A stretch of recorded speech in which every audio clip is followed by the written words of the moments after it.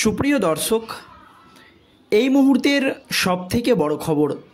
দর্শক, এবার আরজি কর কাণ্ডে মুখ খুলেই বিস্ফোরক তৃণমূল নেতা অর্থাৎ তৃণমূল প্রাক্তন সাংসদ শান্তনু সেন এবার কিন্তু একেবারে ধুয়ে দিলেন।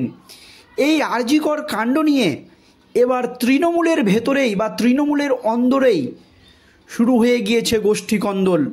দর্শক, এর আগেই আরজি কর কাণ্ড নিয়ে মুখ খুলেছিলেন তৃণমূল সাংসদ সুখেন্দ্র শেখর রায় এবং তিনি বিস্ফোরক মন্তব্য করেছিলেন। আর সুখেন্দ্র শেখর রায়ের সেই মন্তব্য নিয়ে তৃণমূলের অন্দরেই শুরু হয়েছিল একেবারে জোর জল্পনা।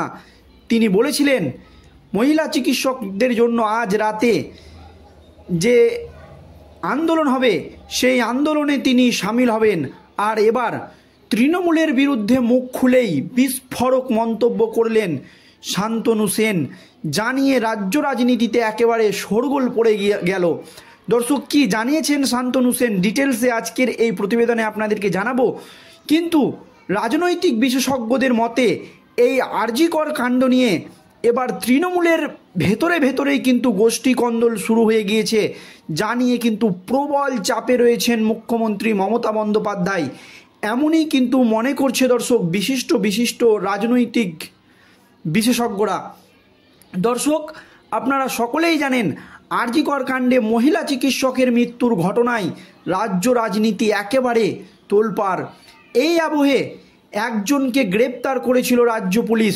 তবে আন্দোলনরত ছাত্রছাত্রী থেকে শুরু করে রাজ্যবাসী সকলেরই দাবি এই কাজ একার পক্ষে সম্ভব নয়। এতে কিন্তু আরও বড় মাথারা জড়িত রয়েছে, এমনই কিন্তু দাবি করা হচ্ছে। কোনো বড় মাথাকে আড়াল করার চেষ্টা করছে পুলিশ। এই নিয়ে রাজ্য সরকারকে এমনকি রাজ্যের পুলিশকে তীব্র ভৎসনা করেছিলেন কলকাতা হাইকোর্টের প্রধান বিচারপতি টি.এস. শিবজ্ঞানাম। এবং তিনি রাজ্য পুলিশের ওপরে আস্থা না রেখে মুখ্যমন্ত্রী মমতা বন্দ্যোপাধ্যায় যেখানে 7 দিন সময় চেয়েছিল সেই সময় না দিয়ে কালই সিবিআই তদন্তের নির্দেশ দেয়। আর আজই কিন্তু তেড়ে ফুঁড়ে তদন্ত করতে নেমেছে সিবিআই এই আরজি কর কাণ্ডে। আর তারপরই কিন্তু মুখ খুলছে একের পর এক তৃণমূলের হেভিওয়েট নেতা। দর্শক, কি জানিয়েছে শান্তনু সেন দেখুন। তিনি বলেন, যা বলার কাল পর্যন্ত বলেছি, আর কিছু বলবো না, এমনই বলেন শান্তনু সেন। তবে তারপরই তিনি বিস্ফোরক। আরজি কর ইস্যুতে উত্তাল বাংলা, প্রতিবাদের আঁচ পৌঁছে গিয়েছে দেশের অন্য প্রান্তেও। আর এরই মধ্যে বিস্ফোরক মন্তব্য করলেন দলের মুখপাত্র তথা প্রাক্তন সাংসদ শান্তনু সেন। এক সংবাদ মাধ্যমকে দেওয়া সাক্ষাৎকারে তিনি বলেন, আমার মেয়ে আরজি কর মেডিকেল কলেজের ছাত্রী, তার মেয়েও আরজি কর মেডিকেল কলেজের ছাত্রী ছিল। দর্শক, তার সঙ্গেও একই ঘটনা ঘটেছে। তিনি বলেন, আমার মেয়ের সঙ্গেও একটা নারকীয় ঘটনা বা এই ঘটনা ঘটেছে। এমনকি প্রাক্তন আরজি করের প্রিন্সিপাল সন্দীপ ঘোষকে নিয়েও প্রশ্ন তোলেন এই তৃণমূল নেতা। তিনি বলেন, প্রথম দিন থেকেই দলকে ডিফেন্ড করে এসেছি, কাল পর্যন্ত যা বলার বলেছি, আর কিছু বলবো না। বিবেকের তাড়না থেকেই এই সিদ্ধান্ত বলে দাবি। শুধু তাই নয়, শান্তনু সেন বলেন, দলের হয়ে আমি কাজ করছি না বলে কেউ দলেই তা বোঝানোর চেষ্টা করছে। তাদের দাবি আমি নাকি চিকিৎসকদের হয়ে কাজ করছি। দুই দিকেই ক্ষোভ তৈরি হচ্ছে। তবে তৃণমূলের প্রথম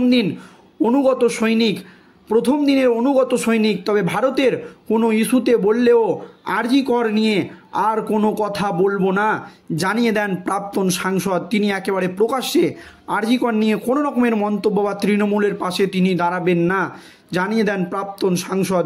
শুধু তাই নয়, আরজি কর মেডিকেল কলেজের পড়াশোনার মান নিয়ে প্রশ্ন তুলেন এই তৃণমূল সাংসদ শান্তনু সেন। ওই সংবাদ মাধ্যমকে দেওয়া সাক্ষাৎকারে শান্তনু সেনের দাবি, আরজি কর হাসপাতাল এবং মেডিকেল কলেজে প্রাক্তনী আমার মেয়ে সেখানে পড়ে, কিন্তু আমার মেয়ে বলে একেবারেই ওরা ওকে একঘরে করে রেখে দেওয়া হয়েছিল। তিনি দাবি করেন, আমার মেয়ে বলে আরজি করে তাকে একেবারে একঘরে করে রেখে দেওয়া হয়েছিল। বিস্ফোরক দাবি করেন তিনি শুধুমাত্র ওই গোষ্ঠীর সঙ্গে যাবে না, পড়াশোনাও একেবারে রসাতলে চলে গিয়েছে। প্রশ্ন টানা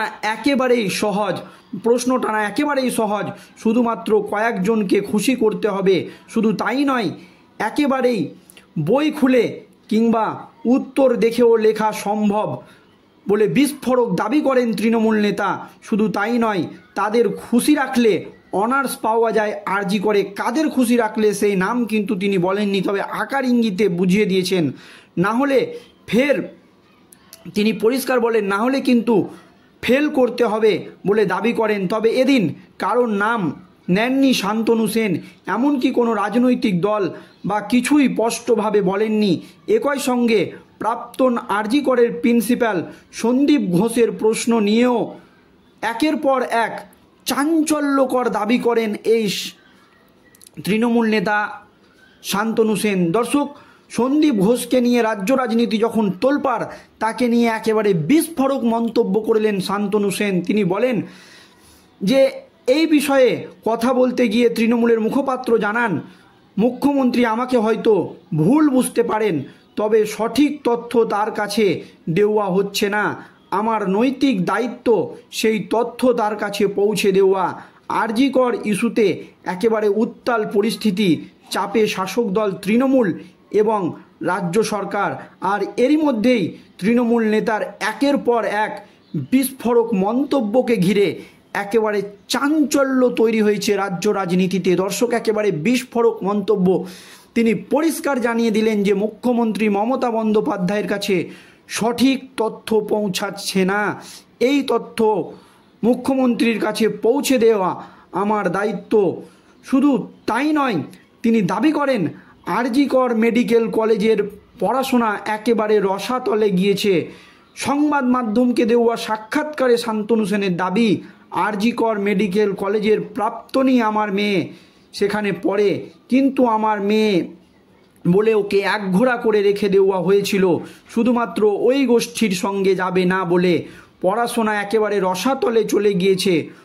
প্রশ্ন জানা একেবারেই সহজ, শুধুমাত্র কয়েকজনকে খুশি করতে হবে। কাকে খুশি করতে হবে? তাহলেই আরজি করের যে প্রশ্নপত্র সেটা হাতে পাওয়া যাবে। তিনি কারোর নাম কিন্তু প্রকাশ করেনি, তবে বলেছেন কয়েকজনকে খুশি করতে হবে। শুধু তাই নয়, একেবারে বই খুলে কিংবা উত্তর দেখেও লেখা সম্ভব বলে বিস্ফোরক দাবি তৃণমূল নেতার। শুধু তাই নয়, তাদের খুশি রাখলে অনার্স পাওয়া যায়, আর না হলে ফেল করতে হয় বলে দাবি। আর তার এই দাবি নিয়ে রাজ্য রাজনীতি আবারও দর্শক উত্তাল। এই নিয়ে আপনাদের মতামত অবশ্যই কমেন্ট বক্সে জানাবেন। ভিডিওটি শেষ পর্যন্ত ধৈর্য সহকারে দেখার জন্য ধন্যবাদ।